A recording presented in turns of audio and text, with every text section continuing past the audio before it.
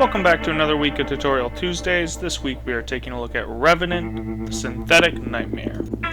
Revenant's passive is the Stalker, the tactical is the Silence, and the ultimate is the Death Totem. For Revenant's passive, the Stalker, your crouch walk is faster and you can climb higher.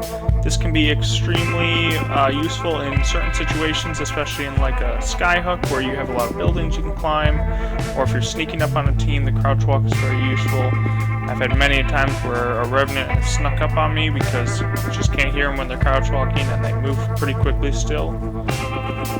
Something to note about Revenant's Stalker ability is you can now climb walls indefinitely, so you can climb not only faster than other legends, but you can also climb as high as possible on the map.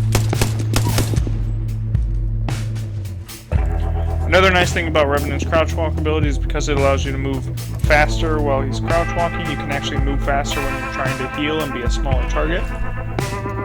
This allows you to get to a lot of places that other legends aren't able to get to, and quickly.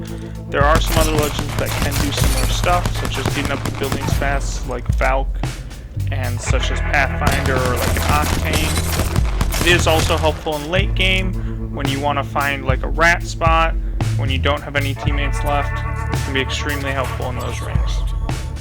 Revenant's tactical is the Silence ability, throws a little silence grenade, and disables people's abilities for a short period of time.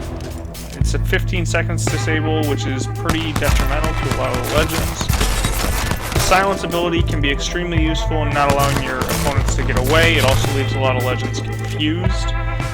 If you hit a Wraith or an Octane with this, they can't phase out or stim out, and it really leaves them trying to use those abilities often even when they can't. It's also extremely useful if you can hit like a fortified legend such as Caustic or a Gibby before Gibby can bubble, or Caustic can set up the traps or throw an ult. This can be extremely useful in team fights, allowing them not to have that cover of the Gibby bubble, or confusing the Caustic when he can't throw ults or Caustic barrels. You can also silence people through doors. When people are holding doors, you can hit it at the edge of the door and it'll go through the door and hurt the person and still silence them. This can be extremely useful also to deter people from going through doors. You can throw silences on them and they last for around 5 seconds. It's also helpful to provide a little bit of cover if you're trying to res somebody. You can double silence on something and it will deter the enemy from going in that area, especially if it's a small area. Sometimes they won't even look for the res.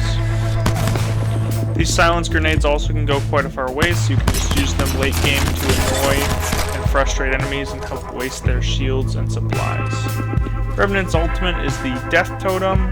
The Death Totem is an extremely useful ability. It allows you to go into this death mode where you don't have any shield, but it takes all of your health and allows you to attack a team, and then once you die in that death mode, you'll get sent back to the totem with half health. Now, a couple things about this is this ability is not near as good by itself. It's a lot more useful when it's paired with either a Pathfinder or an Octane or a Wraith, another movement legend to get you to that team that you're trying to push with this totem. When you use another movement legend such as Wraith, Pathfinder, or Octane to push with a Rev Totem, it'll allow you to push them with that first bit of health, and then once you get sent back, your team can fully push them again before they have time to heal, before they have time to res, before they have time to recover or get away. You can instantly push them again with a Wraith Portal, or almost instantly push them with a Pathfinder, Zipline, or an Octane Jump Pad. Something you need to be really wary of when you're using the Death Totem is you got to be careful of that death timer at the bottom and know when it's going to run out.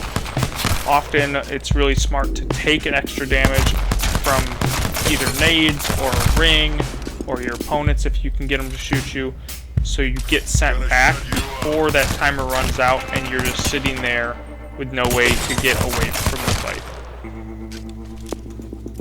For some high-level Revenant gameplay, I recommend you check out Revengeful on YouTube, one of the best Revenants there is.